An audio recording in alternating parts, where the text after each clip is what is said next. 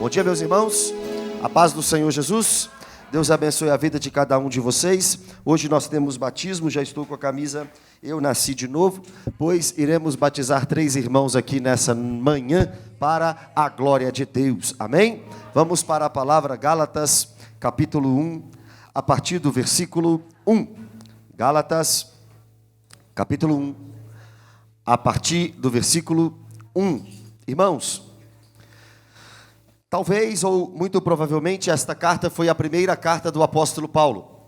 A primeira carta que ele escreveu. Você sabe muito bem que ainda Saulo de Tarso, aquele que assolava a igreja, exterminava a igreja, devastava a igreja, estava com a autorização do Sinédrio Judaico para ir até uma cidade chamada Damasco para prender cristãos. Mas você sabe muito bem que em Atos capítulo 9, a narração desta conversão nos é apresentada. Enquanto Saulo estava indo perseguir cristãos, Jesus aparece a ele, derruba-o e coloca ao chão e diz a ele: Saulo, Saulo, por que me persegues? Mas você sabe muito bem que Saulo nunca perseguiu a pessoa de Jesus, mas Saulo perseguiu a igreja do Senhor Jesus. Perseguindo a igreja, persegue Jesus. Mexeu com a noiva, mexeu com o noivo. Por que me persegues? E ele diz: quem és tu, Senhor? E ali ele ouve o evangelho: eu sou Jesus, a quem tu persegues. Ou seja, eu sou o Salvador, o Messias prometido desde as páginas do Antigo Testamento. Você está perseguindo a minha noiva, você está com dura cerviz, como ele mesmo disse, você está recalcitrando contra os aguilhões. Naquele exato momento, então, ele se converte. Entra em Damasco, agora cego, vai para a rua direita, na casa de Judas. E ali em Damasco, Deus levanta um homem chamado Ananias, para pregar a ele, para ir lá e falar com ele sobre a palavra de Deus. E é exatamente neste momento que as escamas dos olhos de Saulo caem. E agora, naquele momento, ele está convertido ao Senhor e se tornou um pregador do Evangelho. Ele começa a pregar na cidade de Damasco, mostrando que Jesus é o Cristo. Depois a Bíblia diz que ele vai para a Arábia, e na Arábia ele fica 3 anos, volta para Damasco. Quando ele volta para Damasco, ele não está só pregando que Jesus é o Cristo, agora ele está demonstrando que Jesus é o Cristo. Mas quando você prega que Jesus é o Cristo, quando você demonstra que Jesus é o Cristo, quando a sua vida aparece Cristo, mostra Cristo, reflete Cristo, brilha Cristo, pode saber que a perseguição vai chegar no seu coração. A perseguição vai chegar na sua casa, vai bater na sua porta. E foi exatamente isso que aconteceu com Saulo já em Damasco. Ele começou a ser perseguido por causa da justiça. Recém-convertido e perseguido por causa da justiça.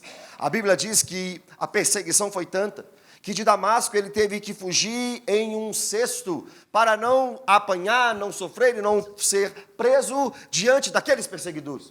Ele vai depois disso para Jerusalém e duvidam da conversão de Saulo de Tarso.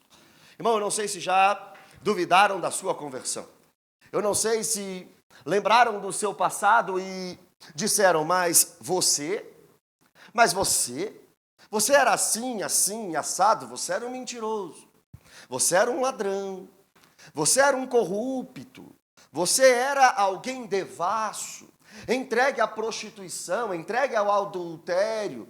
Como é que agora você vem falar comigo da salvação? É assim que Deus faz, irmão. Ele muda pessoas, ele transforma vidas, ele tira pessoas do império das trevas e transporta elas para o reino do Filho do seu amor. E eu vou dizer para você nessa manhã, se houve conversão e mudança na sua vida, se Deus foi capaz de transformar o seu coração, Ele é capaz de transformar qualquer ser humano. Se Ele foi capaz de salvar um trem ruim igual você, um pecador miserável, pobre, cego, nu igual você, Ele é capaz de salvar qualquer pecador dessa terra. E foi exatamente assim com Saulo de Tarso. Ele mesmo disse que ele era o pior dos pecadores, mas se tornou então o maior cristão que já pisou nessa terra. Mas em Jerusalém não acreditaram nisso, mudaram a história e não acreditaram na conversão. Mas enquanto duvidam da conversão de alguém, Deus sempre levanta um para acalmar a situação. Deus sempre levanta um para ajudar este que está sofrendo. A Bíblia diz que Ananias se levanta então e diz: não, Barnabé, não, esse aqui converteu verdadeiramente, mas não vai começar a ser usado agora não, calma. Vamos levar ele para Tarso. Em Tarso ele vai ficar um tempo e depois a gente vê. O apóstolo Paulo, antes da sua primeira viagem missionária, fica em Tarso 10 anos esquecido, no anonimato. Até que em Atos capítulo 13, a Bíblia diz que o Espírito Santo está separando Barnabé e Saulo para a primeira viagem missionária. E é exatamente a primeira viagem missionária que faz com que Saulo visite a região da Galácia do Sul, uma província romana.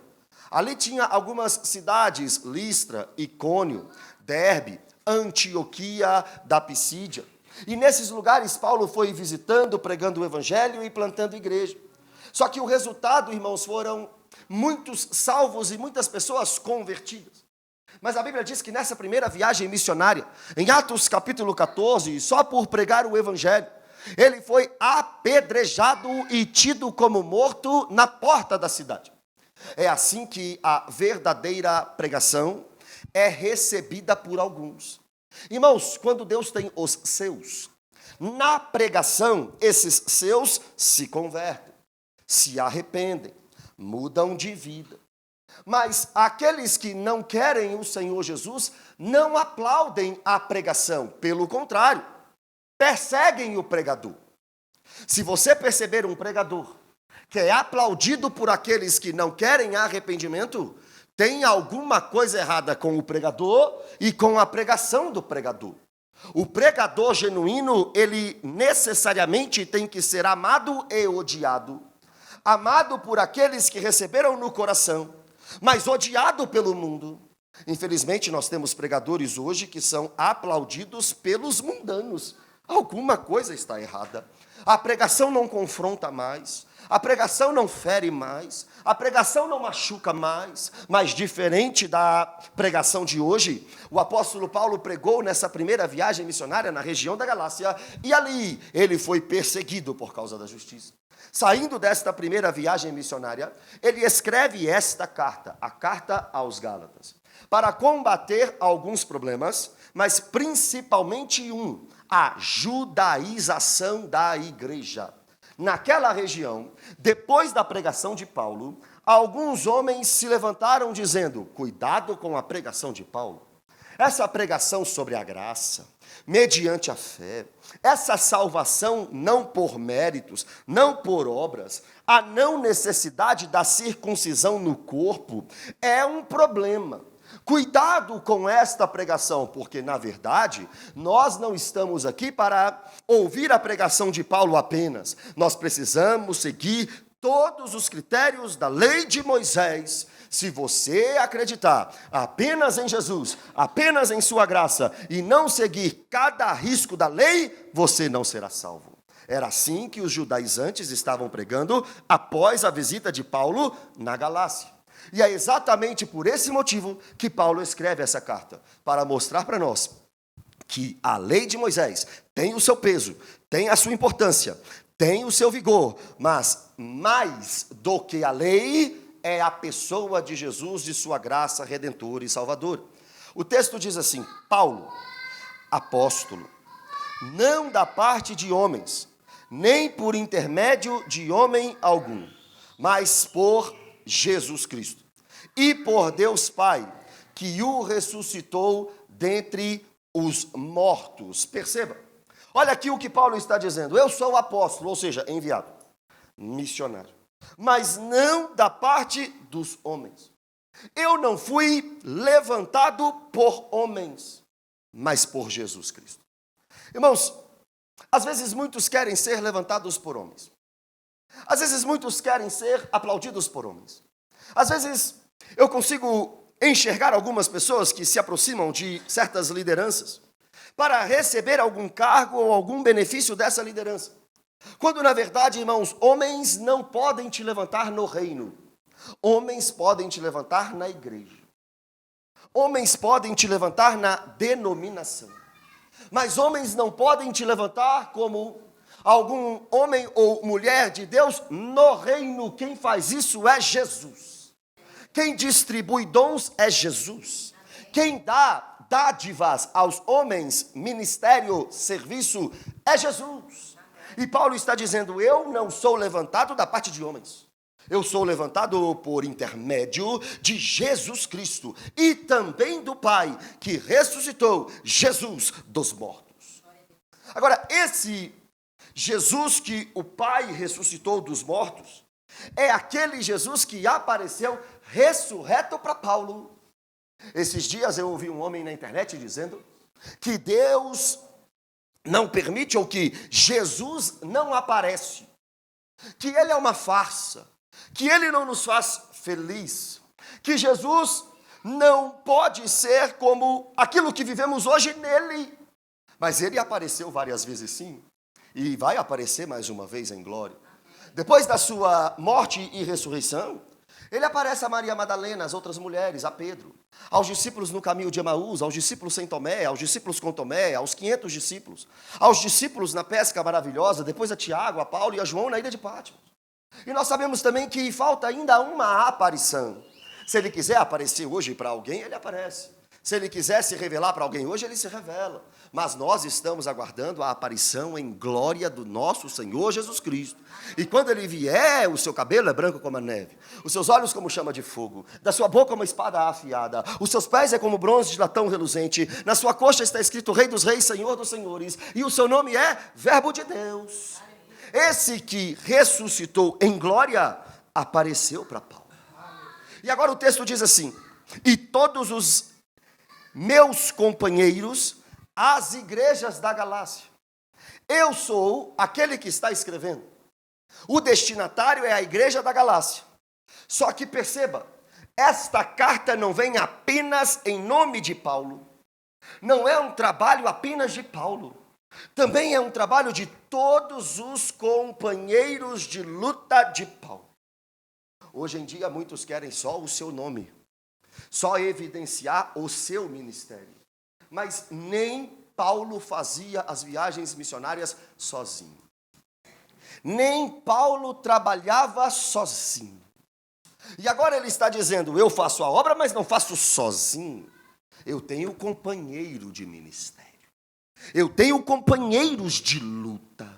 Eu trabalho, faço a obra, viajo, mas Barnabé foi comigo na primeira viagem. João Marcos também, pelo menos até a metade da viagem. Na segunda viagem missionária, ele foi com Silas, Timóteo foi com ele, Tito era outro cooperador, o médico Lucas era companheiro de Paulo, Epafrodito era outro companheiro de Paulo. Paulo não viajava, não trabalhava e não fazia a obra sozinho. Ninguém pode trabalhar e fazer a obra sozinho. Graça a vós outros e paz, da parte de Deus. Graça e paz só podem vir da parte de Deus. Graça, favor não merecido. Paz, ausência de conflito. Meu irmão, às vezes nós procuramos graça e paz em objetos. Graça e paz em pessoas. Graça e paz em paredes. Graça e paz numa situação financeira. Graça e paz numa realização pessoal. Graça e paz em um sonho. Isso está errado. É por isso que você está batendo a cabeça. É por isso que você não se sente feliz. É por isso que você não está completo. Graça, paz, só pode vir da parte do nosso Senhor Jesus Cristo. Quando nós encontramos Jesus, temos graça e temos paz. Graça a vós outros e paz da parte de nosso Senhor Jesus Cristo. Versículo 4. O qual se entregou a si mesmo pelos nossos pecados. Jesus se entregou pelos nossos pecados. Jesus estava no céu e ele se fez homem. Habitou entre nós e subiu no madeiro. Morreu em uma cruz, porque nós éramos maus e pecadores. Jesus, dentro de sua soberania e de sua divindade, a Bíblia diz, foi morto desde a fundação do mundo. Se Jesus não tivesse subido a uma cruz, estaríamos até agora mortos nos nossos pecados. Se Jesus não tivesse satisfeito a ira de Deus pelos pecados da humanidade, não haveria esperança para nós. A lei de Deus é o critério para se aproximar dele. mais de 600 regras de Gênesis a Deuteronômio. A pergunta é: quem consegue? Quem obedece? Quem não erra? Quem não falha? Quem não peca? A resposta é: não existe essa pessoa. O único que pisou nessa terra sem pecado foi Jesus. E esse Jesus que pisou na terra sem pecado é o Jesus que se ofereceu como sacrifício a Deus. Se fosse a sua obediência, você estaria queimando no inferno agora.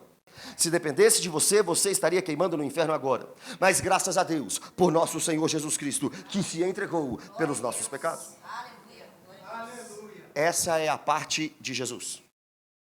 Mas agora nós temos uma responsabilidade. Salvação do céu para a terra. Você não faz nada para ser salvo. Mas agora quando você é salvo, olha o que o texto diz. Para nos desarraigar deste mundo perverso. Agora é a prova de que você recebeu esse Jesus que morreu pelos seus pecados. Quando você encontra Jesus que morreu pelos seus pecados, você agora é desarraigado do mundo de pecado. Pastor, amo Jesus, mas vivo no pecado. Mentira, não ama. Amo Jesus, mas continuo no meu jeitinho brasileiro. Não ama. Amo Jesus, mas continuo matando as pessoas com as minhas palavras. Não ama. Amo Jesus, mas continuo no caixa 2. Não ama. Amo Jesus, mas gosto do vídeo pornográfico e não vou parar de assistir. Não ama. Amo Jesus, mas não quero obedecê-lo. Não ama. É, pastor, está julgando já? Segundo a reta justiça. João 14, 21. Jesus disse: aquele que tem os meus mandamentos e os guarda, esse é o que me ama. Foi Jesus quem disse isso. Se você tem os mandamentos e os guarda, ama. Mas agora a geração de evangélicos de 2025 está dizendo para mim que não precisa guardar os mandamentos, mas mesmo assim ama. Eu fico com a geração de evangélicos de 2025 ou eu fico com Jesus Cristo de Nazaré? Com Jesus Cristo de Nazaré. Não existe cristão na prática do pecado. 1 João 3,6. Quem conhece a Deus não vive pecando. Quem vive pecando não conhece a Deus, nem nunca o conheceu. Não, mas eu tenho um relacionamento com Deus, mesmo nos meus pecados. No Deus que você criou na sua cabeça. No Jesus que você criou na sua cabeça. Isso se chama idolatria. O Deus que você diz que serve, não necessariamente é o Deus das Escrituras. O Deus que você diz que tem comunhão, não necessariamente é o Deus das Escrituras. Porque para ter comunhão com o Deus das Escrituras, olha que interessante, é do jeito do Deus das Escrituras. Eu sirvo Deus do meu jeito. Não, eu sirvo Deus do jeito dele. Eu adoro Deus do meu jeito. Não, eu adoro a Deus do jeito dele. Eu busco a Deus do meu jeito. Não existe isso. Eu adoro a Deus, sirvo a Deus, busco a Deus do jeito que Deus mandou eu fazer. Encontrei Jesus. E agora? Está desarraigado, largo, separado do mundo perverso. Segundo a vontade de nosso Deus e Pai, a quem seja a glória pelos séculos dos séculos. Amém. Tudo isso foi a vontade do Deus Pai. Na verdade, Isaías 53, a Bíblia diz que foi do agrado de Deus moer o seu filho na cruz. Por que foi do agrado de Deus, o Pai, moer o Deus Filho na cruz? O texto responde: porque viria o fruto do penoso trabalho de Jesus. Jesus na cruz morre como unigênito, ressuscita como primogênito, porque agora todos nós somos filhos de Deus por aquilo que Jesus fez na cruz. Esse é o mais puro evangelho. Desde a apresentação de Paulo na carta aos Gálatas, ele já está falando do mais puro e correto evangelho. Paulo está anunciando a mensagem da cruz e apontando toda a palavra para Jesus. Mas agora no versículo 6 vem a tristeza do apóstolo Paulo. O mais puro evangelho está na sua apresentação. Mas aquela igreja não estava muito interessada no mais puro evangelho. Estava sendo distorcida a pregação da cruz. Lembra dos judaizantes? Lembra daqueles que queriam distorcer a pregação de Paulo? Agora Paulo está dizendo no versículo 6, admira-me que estejais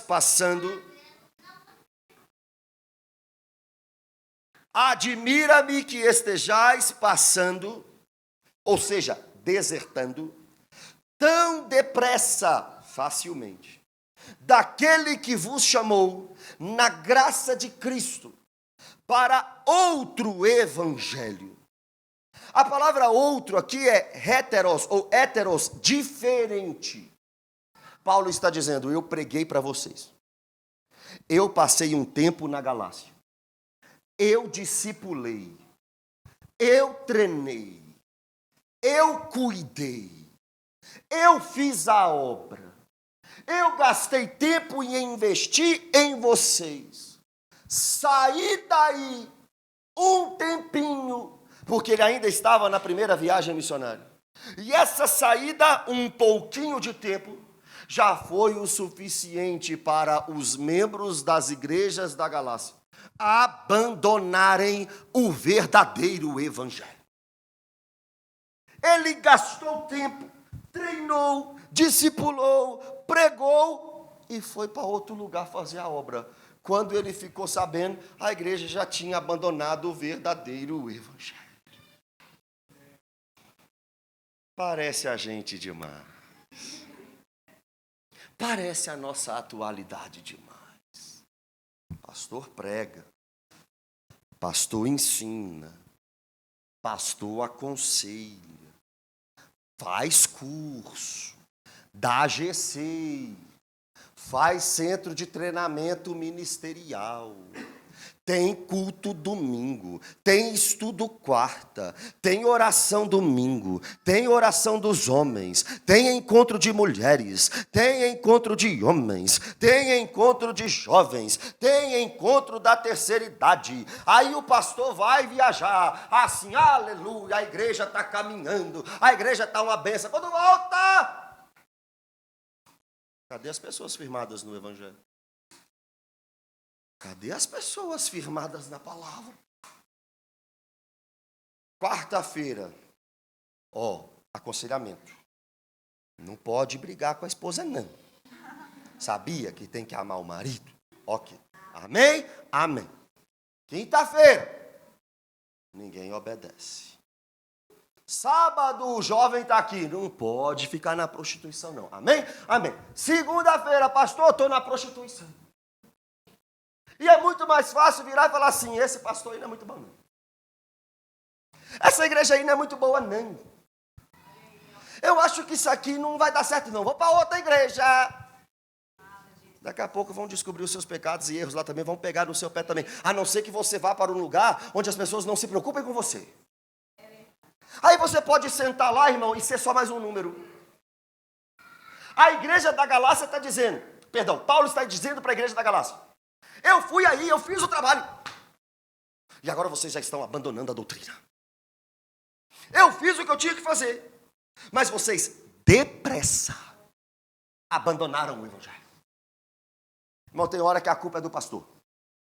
Eu sei disso. Mas tem hora que a culpa é do membro. E tem hora que a culpa é dos dois. Aqui a culpa não é de Paulo, o maior pastor, depois de Jesus. O melhor pregador, depois de Jesus.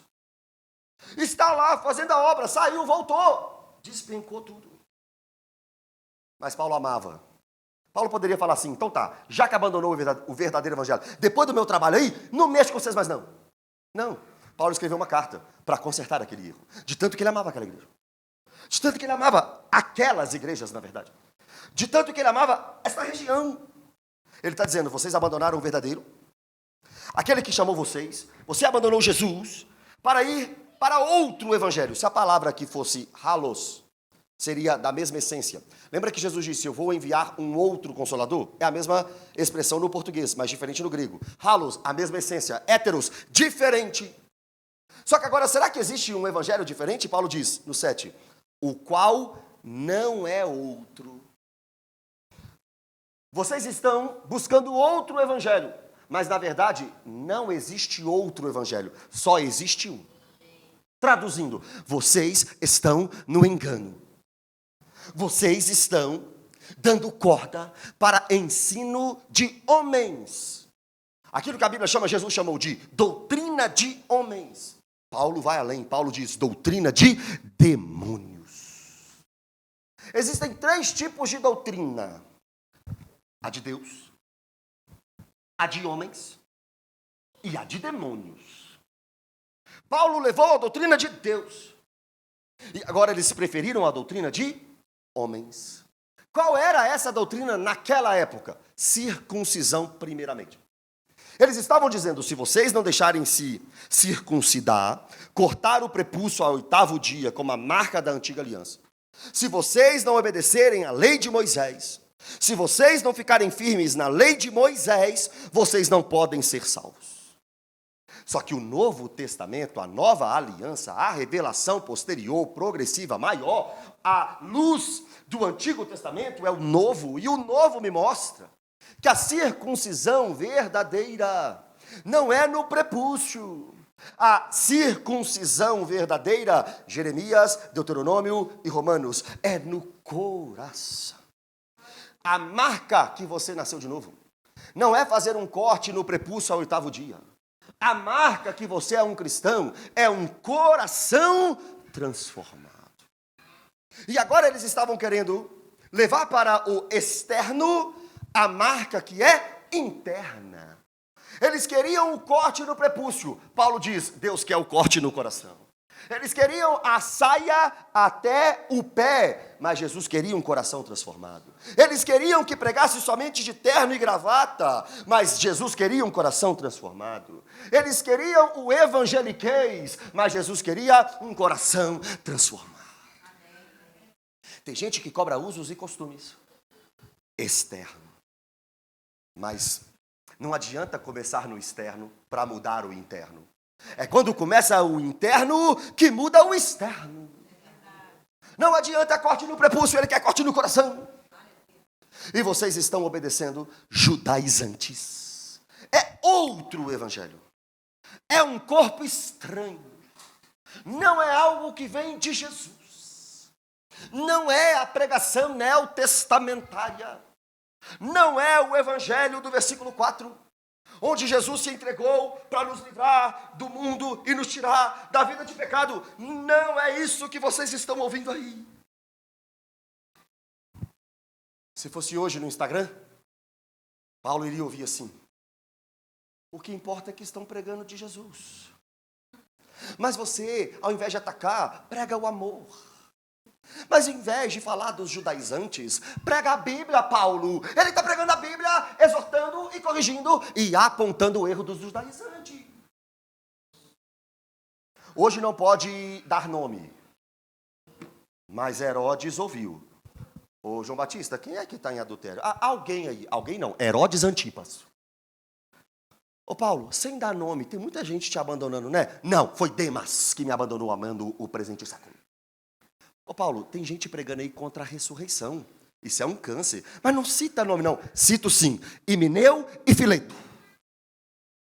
Ô Paulo, tem gente te causando muito mal, né? Não falo o nome não, falo sim, Alexandre o Latroeiro.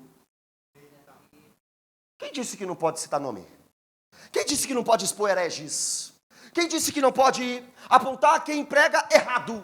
Não estou falando quem tem uma diferença teológica, não é isso. É quem é herege. É quem distorce a palavra. É quem não prega o evangelho. Precisamos expor. Precisamos mostrar. Mas às vezes somos mal compreendidos. Hoje não tem ninguém exigindo circuncisão, irmão. O problema da igreja hoje no falso evangelho não é isso. Não é circuncisão. Mas é a teologia da prosperidade. Sabe de onde veio a teologia da prosperidade? Do inferno. Do inferno. Teologia do coach. Tudo vai dar certo na sua vida. Você vai romper, você vai avançar, você vai crescer. E aquilo que eu não consigo mais ouvir.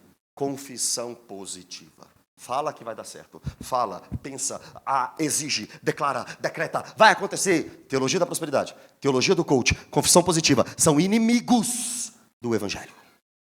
Não é isso que Jesus ensinou. Não foi isso que Jesus mostrou.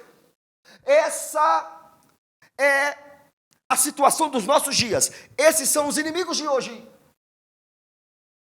Na época de Paulo, os inimigos eram os judaizantes. Agora, esses judaizantes, e aplicamos para nós aqui, nessas falsas teologias, olha o que eles fazem, olha o perigo deles. O qual não é outro, versículo 7, senão que há alguns, esses judaizantes, que vos perturbam, agitam. A igreja está bem, a igreja está caminhando, o evangelho está sendo pregado. Aí vem uns endemoniados desse perturbar as doutrinas. A igreja está caminhando, submissão, renúncia, cruz. Aí vem o outro pregar, se você der dízimo, você vai ficar rico. A igreja está caminhando na doutrina. Aí vem um dizendo, tudo que você quiser, Deus vai te dar. A igreja está pregando arrependimento. Aí vem um e diz, se Deus deixou você ver, você vai ganhar. É assim os nossos dias. Estão agitando e querem perverter, transformar. Perverter é transformar em outra coisa. O evangelho de Cristo. Evangelho é boa notícia. Boa notícia antes a má notícia. O homem é mau, o homem está indo para o inferno, o homem é pecador, o homem não merece, não há um justo sequer, o homem tem que queimar no inferno. Como é que faz para sair disso? Deus amou o mundo de tal maneira que deu o seu Filho unigênito para todo aquele que nele crê, não pereça, mas tenha a vida eterna. Esse é o evangelho. Mas os homens querem perverter a mensagem. Quem disse que tem que circuncidar? Primeiro século. Quem disse que tem que ser rico? Nosso século. Quem disse que tem que seguir as leis de Moisés? Presta atenção aqui. Como é que eu sei que aquilo do Antigo Testamento vale hoje ainda? Como é que eu sei o que foi abolido? Como é que eu sei o que é só para judeu? Simples. Se a lei do Antigo foi vertido no Novo, igreja. Se aquilo que foi ensinado no Antigo continua sendo ensinado no Novo, para a igreja. Se não foi ensinado no Novo, duas possibilidades. Ou é apenas para judeu, ou realmente foi abolido na cruz. Ou é simplesmente uma lei étnica, ou não é mais necessário. Toda a palavra é inspirada, toda a escritura é inspirada. Você sabe o quanto eu prego aqui o Antigo Testamento. Nós temos muito princípio lá. Eu não estou falando do Antigo Testamento, eu estou falando da lei de Moisés. Lei de Moisés, Gênesis, Êxodo, Levítico, Número e Deuteronômio. Com as suas regras, mais de 600 leis ali. Antigo Testamento, de Gênesis a Malaquias, tudo palavra de Deus, mas a revelação é progressiva. Algumas coisas que eram exigidas no Antigo não são mais no Novo. Entenderam? Compreenderam? Versículo 8. Aqui apertou para os pregadores. Até agora, estava apertado para os membros. Agora vai apertar para os pregadores. Mas, ainda que nós, Paulo não se coloca como perfeito. Ainda que nós. Paulo, tudo que escreveu, inspirado. Mas Paulo já errou na vida, Paulo já pecou. Mas tudo que ele escreveu, inspirado, não há nenhum erro. Ainda que nós, ou mesmo um anjo, exagerando, hipérbole, vindo do céu, vos pregue o evangelho, que vá além do que vos temos pregado, seja anátema. Assim como já dissemos e agora repito. Se alguém vos prega outro evangelho, que vá além daquele que recebestes, seja anátema. Paulo está dizendo, igreja, vocês sabem a doutrina. Igreja, vocês sabem o que é o evangelho. Igreja, vocês sabem qual é o teor da doutrina. Vocês sabem o que estamos ensinando vocês. Eu fui aí e ensinei os pilares da fé. Se chegar outro, ou um de nós, pregando o contrário, que seja anátema. Sabe o que é anátema? Destinado ao inferno, condenável, maldito. Paulo está dizendo, se alguém chegar aí pregando outra coisa, é maldito. Se alguém pregar qualquer evangelho que distorça do de Cristo, maldito. Hoje em dia, alguns apologetas só dizem, fulano está errado. Se fosse Paulo, fulano é maldito. Hoje a gente só fala assim, herege. Se fosse Paulo, destinado ao inferno. Irmãos, infelizmente, nós estamos deixando entrar nos nossos corações, nos nossos ouvidos, coisas malditas, anátemas. Por que é que você fala de verdadeiro evangelho? Porque hoje é difícil ouvi-lo. Por que é que vocês ficam dizendo sobre heresias e etc? É porque é o que mais tem. E aqueles que não compreendem isso, como Paulo disse em Efésios, são levados por qualquer vento de doutrina. Hoje eu estou numa igreja, amanhã eu estou na outra, amanhã eu estou na outra. Hoje eu ouço o cara, amanhã eu ouço outro cara. Amanhã é tudo lindo, né? Todo mundo fala de Jesus. Não é assim, irmão. Não adianta só falar que está falando de Jesus. Não adianta só falar que veio de Jesus. Não adianta só falar que é um pregador. Tem que ser um pregador bíblico. Tem que pregar Bíblia. Tem que pregar doutrina. Cuidado com o pregador que lê um texto e você não volta mais para a Bíblia. Cuidado com o pregador que não te explica o contexto do texto. Cuidado com o pregador que usa um versículozinho isolado para te prometer mundos e fundos. Cuidado com isso. Isso não é o evangelho de Jesus Cristo. Essa não é a mensagem de Jesus na cruz, irmãos. Se alguém vier no nosso meio, seja em qualquer igreja, ah, pastor, mas eu já vi um desses na Lagoinha. Eu também já vi um monte. Mas já vi também na Assembleia, já vi na Presbiteriana, já vi na Mundial, já vi na Universal, já vi em tudo até lugar, irmão. Tá para tudo que é canto. Seja quem for, amaldiçoado.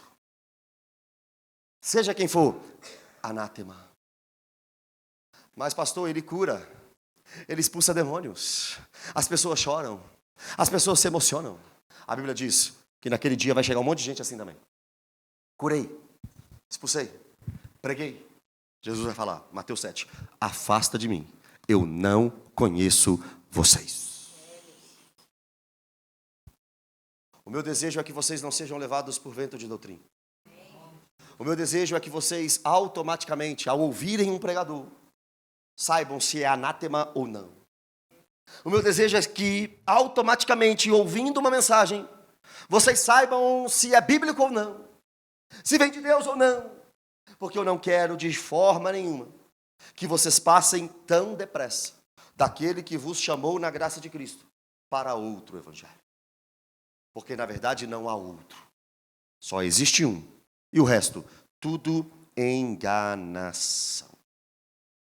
Fique em pé no seu lugar.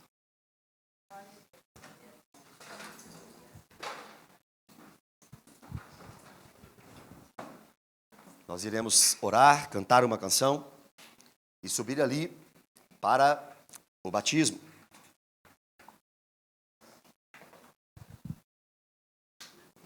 Você pode fechar os seus olhos? Colocar a mão na altura do seu coração, se você puder e quiser. Eu quero orar por vocês. Hoje eu acho que eu vou orar por vocês, eu vou orar. Queria só que você concordasse com essa oração. Porque eu quero que Deus blinde o seu coração. Eu quero de verdade que Deus guarde a sua mente. Eu não quero que você seja enganado por vento de doutrina. Eu não quero que vocês ouçam todo mundo e acreditem que todo mundo que está falando de Deus é de Deus. Não é. Tem muitos ainda, tem muitos pregadores sérios. Tem muitos homens de Deus de verdade nessa nação. Mas tem muitos que estão pervertendo a fé. Pai, obrigado por essa manhã, Deus. Obrigado pela Tua palavra. Obrigado por aquilo que o Senhor faz em nosso meio. Obrigado pela tua igreja, obrigado por cada irmão que está aqui. Os irmãos que virão à noite, aqueles que não puderam estar aqui neste dia, obrigado pela nossa igreja, Deus. Obrigado por essas pessoas que se reúnem aqui, semana após semana, para ouvir a tua palavra. Obrigado, Deus. Mas eu peço, Pai, pelo coração e pela mente de cada um deles. Meu Deus, eu peço como um dos pastores desta igreja, que o Senhor possa guardar cada mente e cada coração. Pai, o que eu te peço é que cada um aqui tenha fome e sede da tua palavra, de aprender da Bíblia, de aprender das Escrituras, para não serem levados por erros doutrinários, para não serem guiados por falsos pregadores, por um falso evangelho. Nós não queremos o falso evangelho, Deus. Nós queremos a mensagem da cruz.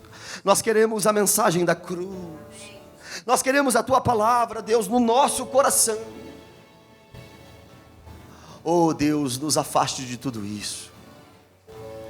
Nos ensine a tua palavra e nos ajude a andar segundo ela, Deus.